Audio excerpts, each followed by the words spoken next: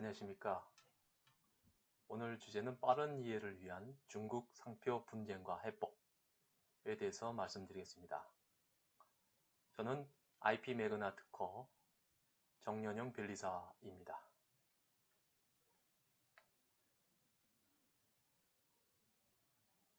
저는 미국 특허청과 미국 특허법인 그리고 AIPLA 연수를 마쳤으며 인타 국제상표회의에 참가했고 변리사 20년 경력, 특허청 업무 경력, 그리고 캐치프레이즈 당선과 공정거래위의 자문, 그리고 의류산업협회의 고문을 역임한 바 있으며 삼성전자 연세대, 테크노파크나 코트라에서 특강을 한 바 있고 경기도 중소기업 컨설팅과 서울시 신기술창업지원센터에 지원한 바 있으며 특허청 공로 표창과 기술 이전을 한 경험이 있습니다.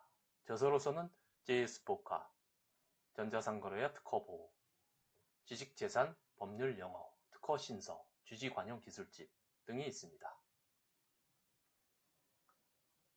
보통 짝퉁, 모방, 불법, 상표의 천국이다 하는 나라는 어느 나라일까요?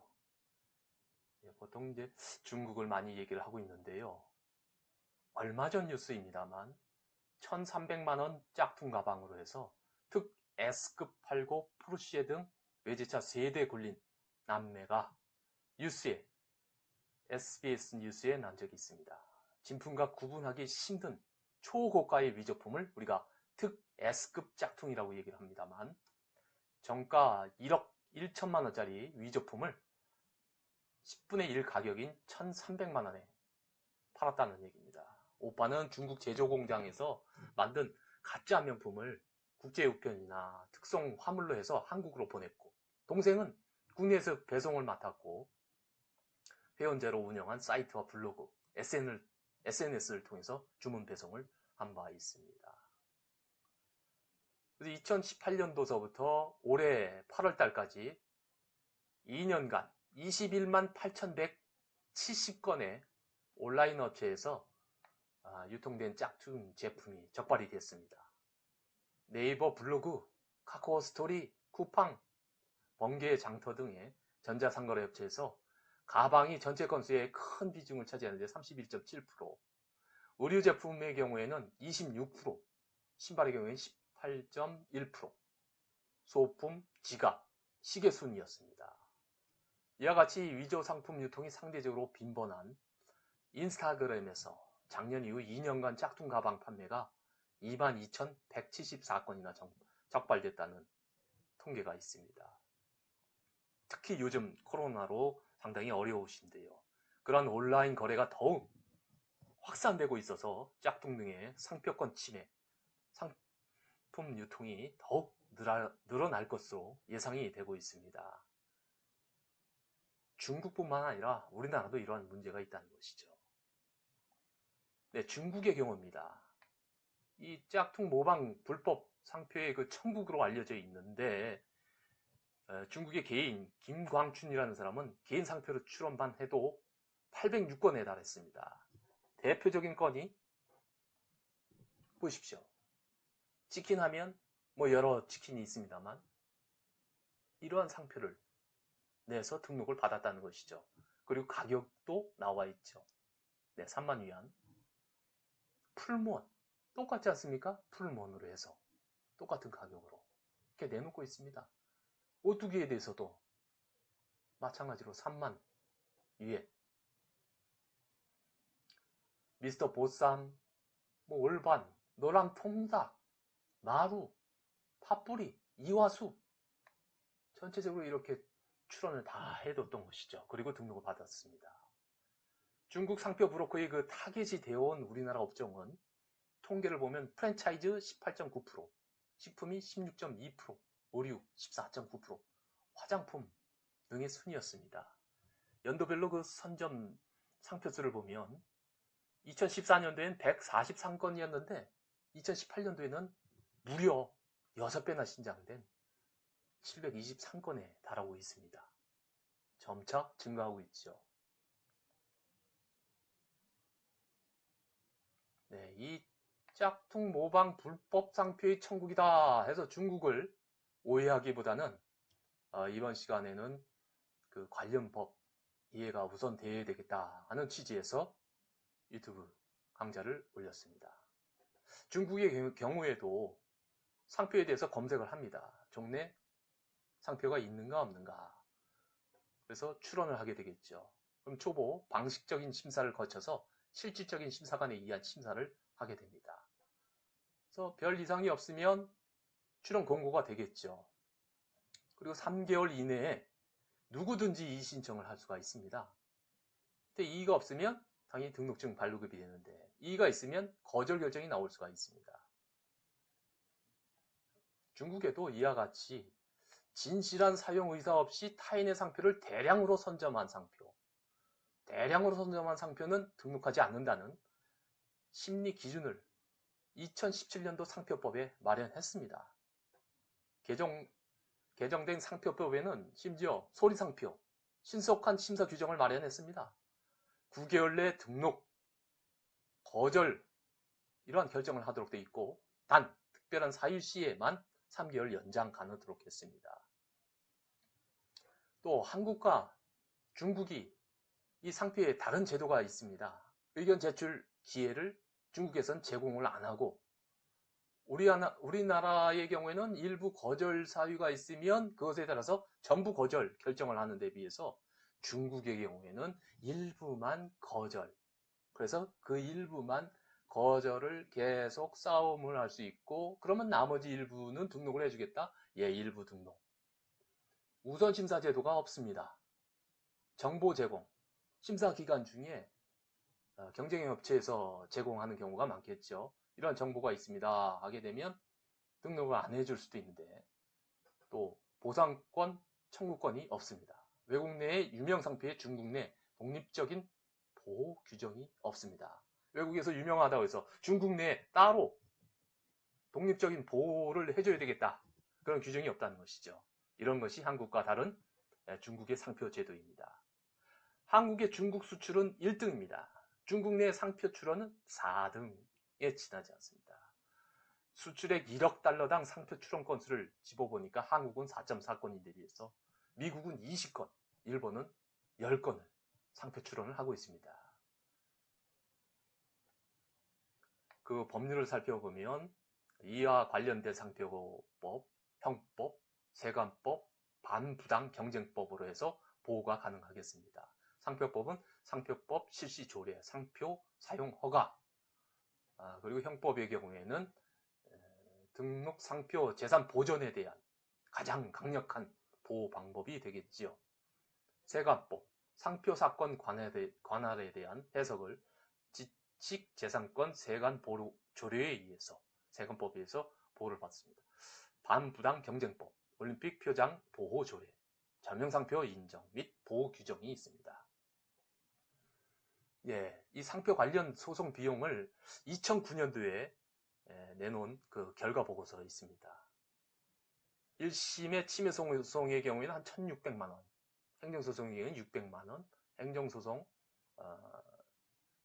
790만 원, 불사용 취소 소송의 경우에는 690만 원 정도에서 한 6,700만 원 정도 들었었는데 현재는 이에 약 2배 정도까지도 예상을 하셔야 되겠습니다. 이건 평균 비용이기 때문에 각 그 로펌마다 좀 다른 기준에 의해서 취하고 있죠.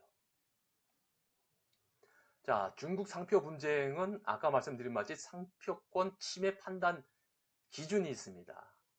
2020년 올해 6월 15일서부터 시행을 했는데요. 판단 기준은 집행부서에 구체적인 업무 지침을 제공하고 시장 주체에게 예측 가능한 지식재산권 보호 환경을 제공하기 위해서 제정됐다. 그래서 총 38개 조문으로 구성이 되어 있다. 상표 사용의 그 양태로서는 상표를 상품, 포장, 용기, 서비스, 문서상에 사용하거나 또 광고 등의 상업적 활동에 사용해서 상품이나 서비스의 출처 구별하는데 사용하는 행위를 말한다. 동일한 상품 서비스에 대해서는 공중이 같은 상품 및 서비스로 인식을 하는데 성질이 동일하거나 혹은 서비스나 상품이 동일하지 않고 혹은 명칭이 다르지만 그 성질이 동일할 경우에도 동일한 상품 및 서비스로 인정을 한다는 것입니다. 유사, 근사인데요. 유사의 경우에는 기능, 용도, 내용이 성질이 유사하다. 그래서 공통성을 가지는 것을 유사하다라고 얘기를 하고요. 근사의 경우에는 상품의 구도, 형태, 시각적인 측면이죠. 발음, 청각적인 측면이죠. 의미, 각, 그래서 시청각적인 그런 유사한 상품을 우리가 근사상품이라고 얘기를 합니다.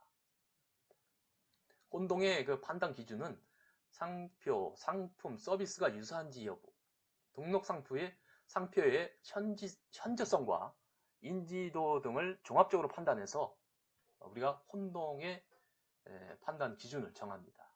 기타 상표권의 침해 행위나 상표 관리자의 주의 의무, 권리의 충돌 등을 규정을 하고 있는 것이 바로 상표권 침해 판단 기준 2020년 6월 15일서부터 시행을 하고 있는 것인데요. 2019년도에 승소율은 조사 중이지만은 2017년도에는 승소율이 71%에 달하고 있습니다. 상당히 높죠. 10개 중에 7건을 이긴다는 겁니다. 2017년, 2016년도 보면 60%대, 58%대였었는데 71%니까 승소율은 점점 높아지고 있다는데 주목할 필요가 있습니다. 싸워서 이길만 하다. 예, 중국 공산국과 중국 공평교육국이라는 것이 있는데요. 모조품을 발견할 경우에 우선 우리 입장에서는 조사나 증거 자료를 확보를 해야 되겠습니다. 그리고 나서 단속 신청을 하게 됩니다. 모든 것을 다 맡길 수는 없습니다. 증거 자료까지 전부 확보가 된 다음에 단속 신청을 하게 됩니다. 공산국이나 공평교육국에 대해서. 그러면 현장을 공산국에서 급습하게 됩니다. 그러고 나서 행정 처벌을 받게 되겠죠.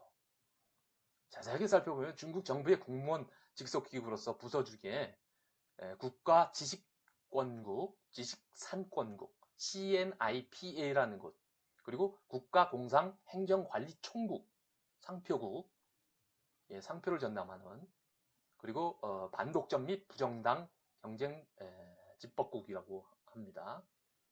그래서 SAMS라고 얘기하는데 SAMS로 이제 계칭을 했습니다. 국가시장 감독관리총국으로 이제 계칭을 했는데요.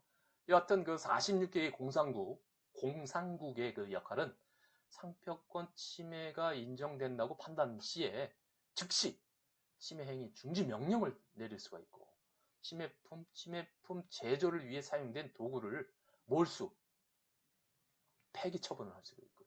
벌금까지 부과할 수 있고 배상액을 조정을 할 수 있는 막강한 그 행정 당국의 단속이 되어 있습니다. 그래서 현장 급습하기 전에 이러한 조사 분석 그리고 증거 자료를 확보를 확실히 한다면 그 현장 급습해서 우리가 승리를 쟁취할 수도 있겠습니다. 지방 공평 교육국의 경우에는 부정 경쟁을 단속하는 것으로서 상표권의 침해 행위 등 단속에서 일정한 역할을 수행하는데 기업 명칭 문제 또는 영업 비밀의 경우에는 공평교육국의 구제 방안이 더 유리하겠습니다. 그래서 이 반부정당 경쟁법 제5조 2호에 따르면 경영자는 아래의 부정당 수단에 대해서 경쟁 대상에게 손해를 끼쳐서는 안 된다. 정당한 권한 없이 유명상품 특유의 명칭, 포장, 장식을 사용하거나 유명상품의 명칭, 포장, 장식과 유사한 것을 사용하여 소비자를 오인 혼동하게 하는 행위를 해서는 안 된다는 것입니다.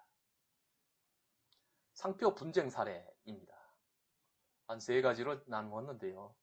첫 번째 살펴보실 것은 중국 수입상이 있었습니다. 고려 삼중심이라고 피터추라는 사람이 있었는데 이 사람 수입 사는 곳이죠.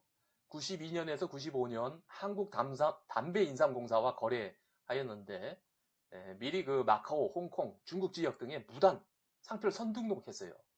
그래서 정광장 그 상표를 되찾아오기 위해서 대한민국 특허청인 정부지청에서 나섰어요.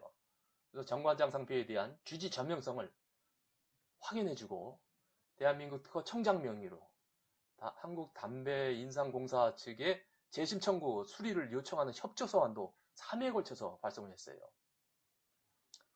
그리고 한중 상표 고위 당국자 간 회의에서 정관장 상표 분쟁의 공정한 처리를 촉구하는 등의 같은 노력을 해서 결국 한국인상공사가 정관장 상표를 찾아왔습니다. 그럼 정신을 차리고 계속 추진을 했어야죠. 그럼에도 불구하고 한국인상공사는 홍희 장군 아시죠? 아이패스, 수험생들에게 인기 있는 아이패스 제품에 대해서 중국 업체에게 상표권을 다시 선점을 당했다는 것이죠. 2018년도에 그래서 해당 상표들의 상표권 분쟁을 진행한 상황입니다. 또 다른 그 사건으로서 정관장 사건으로서는 상하이의 그 푸동 법원에서는 중국 정한제약 주식유한공사에다가 그 정관장의 상표권을 침해한 명목으로 손해배상금을 지급할 것을 그리고 공개 사과를 판결받은 바 있습니다. 보신 바와 같이 검정성의 경우에는 통계 정관장 공사 마크에 대해서 홍콩, 중국, 마카오와 연계가 되어 있는데요. 검정색은 상표권을 이렇게 회수, 홍콩에서는 다 회수를 했는데 중국 본토하고 마카오의 경우에는 아직도 그 승소는 했지만은 상표권을 회수 못한 것도 있고 또 아직 소송 중 그 파란색의 경우에는 정관장으로 해서 진행 중인 그 상품의 류도 있습니다. 보십시오. 상표 분쟁, 상표를 먼저 그 출원을 안 해두니까 이렇게 무단 선점을 당하는 것이죠. 이화수, 여운마루, 꿀닭, 참 이맛 감자탕, 석봉 토스트, 돌숨이죠, 돌숨, 모노크롬.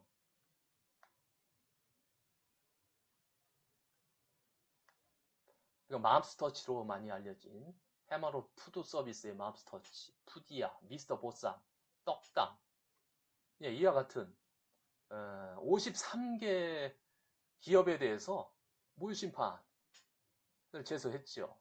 그래서 모두 승소했다는 그런 빅뉴스가 나왔습니다. 그래서 정부 지원 사업을 이렇게 지원을 잘 받으시면 승소할 수도 있겠습니다. 이미 등록된 상표가 위반한 경우 혹은 사기 또는 기타 사기 또는 부정당한 수단으로 등록을 받은 경우에는 상표국에서 해당 등록 상표를 취소한다. 세 번째의 경우입니다. 중국 본토에서 이렇게 선점을 하였으나 불사용한 경우도 생기겠죠. 선점해서 내가 등록 받았다, 중국 사람이. 근데 사용하지 않은 경우 한번 살펴보도록 하겠습니다. 케라시스라고 애경 제품이 있죠. 헤어 클리닉이라고 이제 알려져 있는데요. 2019년 1월 31일 날 베이징시 인민법원에서 판결한 겁니다. 원고 광저우 땡땡 국제무역유한공사의 등록상표 침해에 대해서 해당되지만 침해다.